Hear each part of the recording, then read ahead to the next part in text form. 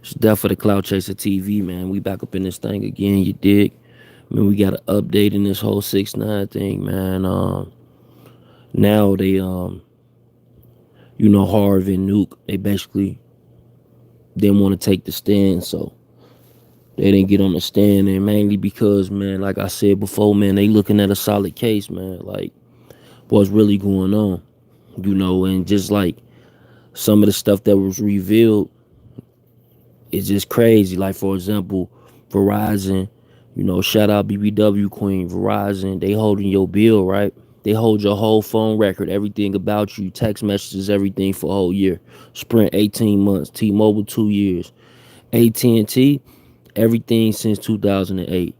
So basically the government saying that they have the evidence that they need to convict, but at the same time they still haven't presented such evidence. A lot of stuff that they're doing is like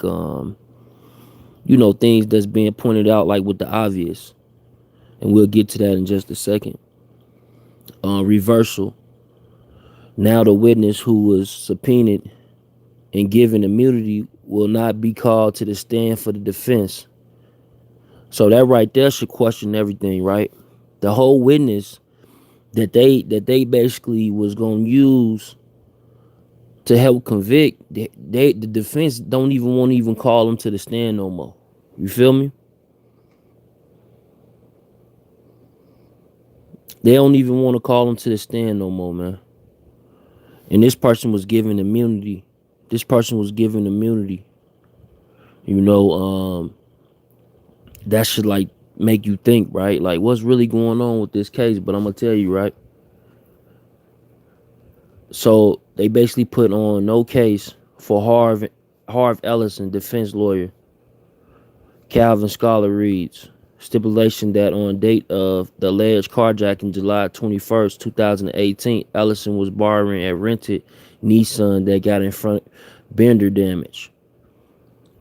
So they basically even again they bringing more light to the situation, man. Bringing more light to this whole, like, it's one thing you making a deal, but it's one thing like, say for example, you don't even know anything about these people, but you know what you're gonna do?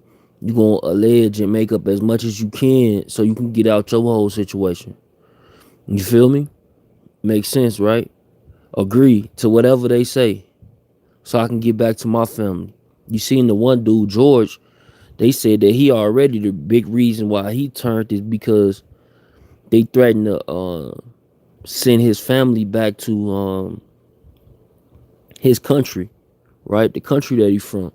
The thing is, though, even with that being said, we got Sarah, 6ix9ine, baby mother. She basically revealing that the only reason that George is even turning is because his family had called the police on him because he was allegedly having relations with one of their family members. You feel me? Some deep stuff, right? It's deep rooted in this case, man. So it definitely get crazy, right? Telling the jury they can leave for a day. Tomorrow they're here closing arguments. So the jury gonna breathe on all this, right?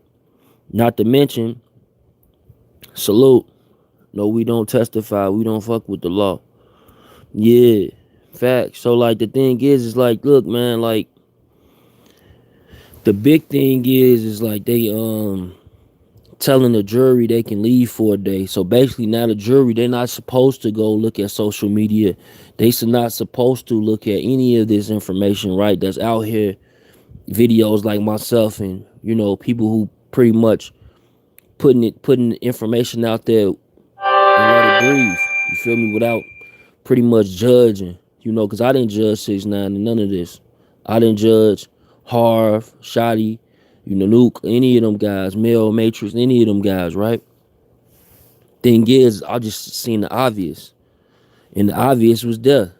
And some of what the lawyer was saying is like the defense for Harv is saying that the whole jack move of the car and the kidnapping presented as evidence was just a setup to promote a record, right? We have seen 6ix9ine in multiple occasions do antics just to promote a record. When he went to Chicago, it was to promote a record. When he went to LA, it was to promote a record. When he got into it with the guys in Texas, it was to promote a record. You feel me? So we definitely seen that time after time. The defense is saying that the back cameras of the car should have been pointed out back of the car, not inside, right?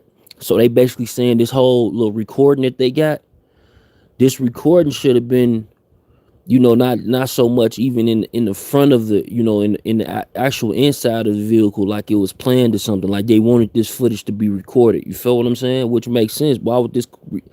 If you doing this, why would you allow someone to sit up there and pretty much record you this whole time?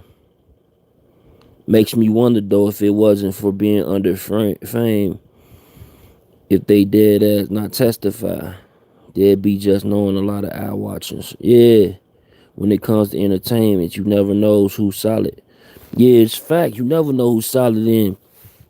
A lot of times, it's different. Like with the entertainment industry, it's so bugged out. Like where it's different things that's going on and different variables. Because like, say for example, if you got like if you got some footage or something, and this footage you was shooting at a particular club or something, and they come in, they ask for your footage. Like, do you give them the footage, or do you tell them that you don't got the footage, or do you automatically delete the footage?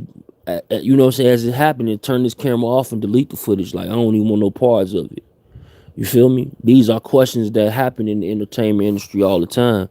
So, with that being said, a lot of times these guys are going a whole PR campaign and don't think it's cameras there. You feel me? Just like, for example, Jay-Z and Beyonce and them, they didn't know that it was going, that elevator camera. They assumed it could have been an elevator camera in there, but maybe they told them that the elevator camera didn't work.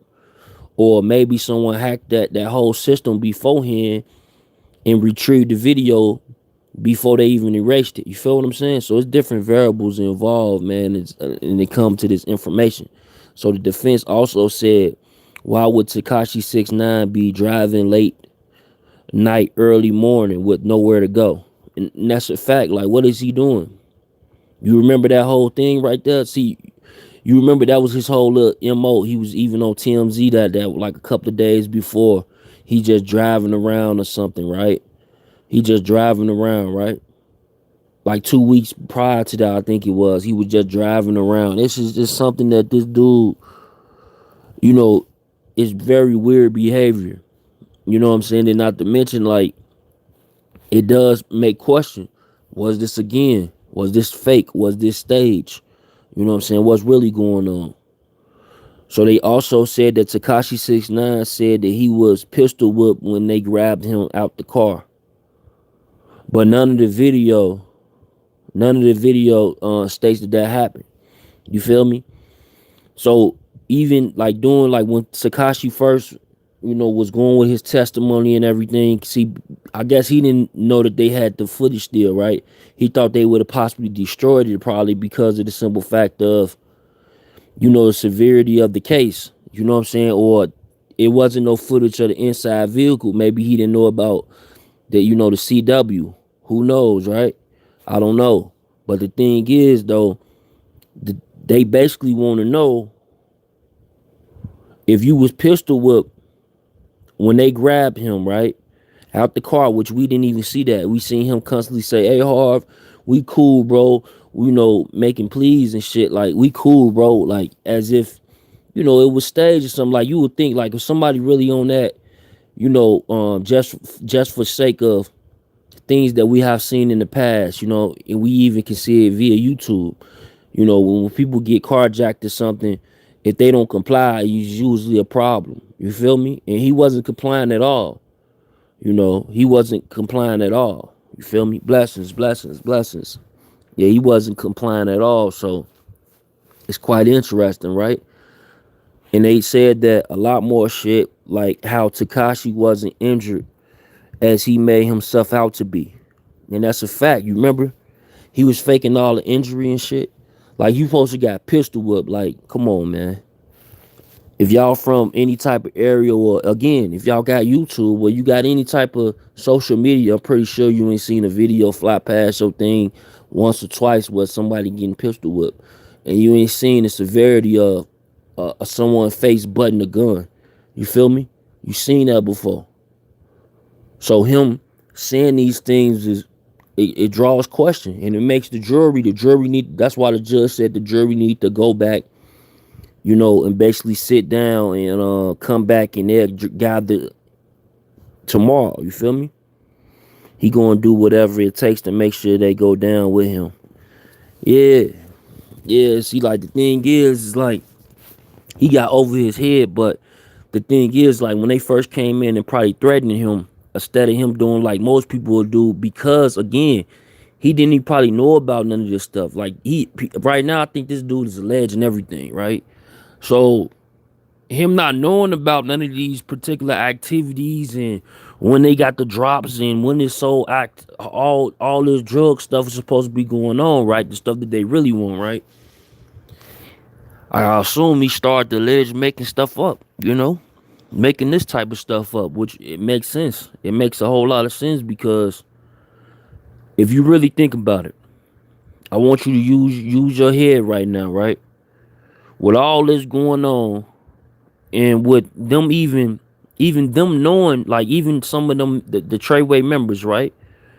They even knowing that he don't have anything on them, even them saying like on this audio of them saying basically, hey, 6ix9ine just got caught.